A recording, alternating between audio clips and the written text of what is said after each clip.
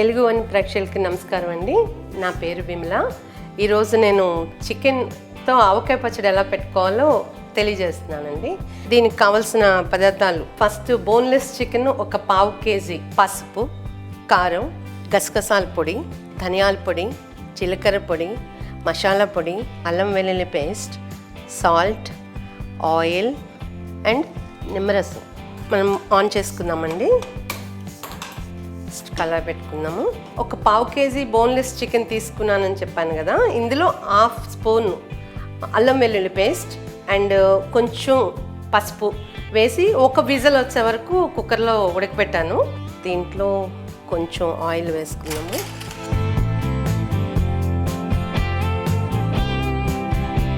So oil వేసుకున్నాం కదండి. ఇది కొంచెం కాగిన తర్వాత ఈ హాఫ్ బాయిల్ చేసిందంతా అందులో వేసేసి వేయించాలి.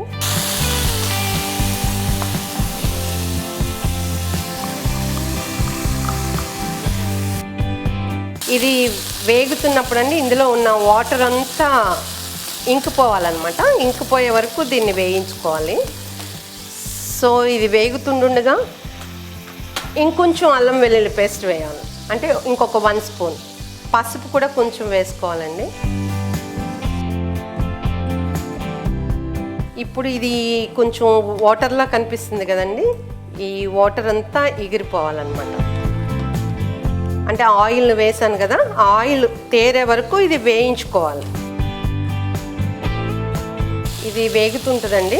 ఈ లోపు నేను గరం మసాలా చేసి పెట్టుకున్నాను కదా, ఇది ఎట్లాగో మీకు చెప్తాను.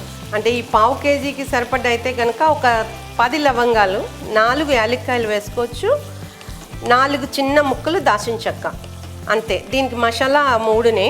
చికెన్ వేగేటప్పుడు అండి బాగా ఎర్రగా వేయిస్తే అది నిల్వ ఉంటుంది, కానీ కొంచెం ముక్క మనం పచ్చడి తినేటప్పుడు సాగుతుంది అనమాట. కొంచెం గట్టిగా పళ్ళకి పంచెప్పాలి. సో అలా కాకుండా కొంచెం దోరగా వేయించుకునేటట్టయితే పచ్చడి మనం చికెన్ ఎట్లా తింటామో అట్లాగా మెత్తగా ఉంటుంది, కమ్మగా ఉంటుంది, ఆటోమేటిక్గా లోపలికి వెళ్ళిపోతూ ఉంటుంది. రైట్. నేను అందుకని బాగా ఎర్రగా వేయించడం లేదు, కొంచెం కలర్ వచ్చే వరకు వేయిస్తున్నాను అనమాట. ఓకే అండి, ఇది ఆల్మోస్ట్ అయిపోయింది. ఇప్పుడు మనం ఇంకొక సెకండ్స్లో మనం పొయ్యి కట్టేస్తాము. ఇప్పుడు ఇందులో అల్లం వెల్లుల్లి పేస్ట్ ఇంకొక స్పూన్, అలా ఆయిల్లో ఈ వేడికి ఇది వేగాలన్నమాట. ఇది పొయ్యి మీద పెట్టాల్సిన అవసరం లేదు.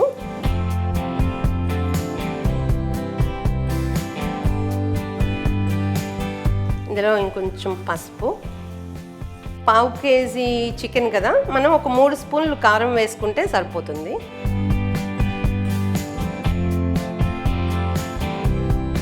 త్రీ స్పూన్స్ కారం వేసాను. ఇది గసగసాల పొడి, గసగసాలు తీసుకొని మిక్సీ చేసుకొని పెట్టుకున్నా. ఇది కూడా 3 స్పూన్స్. అలాగే సాల్ట్ సరిపడినంత కాబట్టి నేను ముందు ఒక స్పూన్ వేస్తున్నాను. మేబీ పెద్ద స్పూన్ కదా, సరిపోయి ఉండొచ్చు, చూసుకొని మనం వేసుకోవచ్చు. లవంగాలు, యాలక్కాయలు, దాల్చిన చెక్క పొడి ఇది. దీన్ని ఇలా 3/4 అనమాట స్పూన్కి ఇది వేసుకోవాలి. లిటిల్ బిట్ జీలకర్ర పొడి, ధనియా పొడి 1 స్పూన్. సో ఇవన్నీ వేసేసాను కదండి. ఇలా మిక్స్ చేసుకొని కొంచెం నూనె పోసుకొని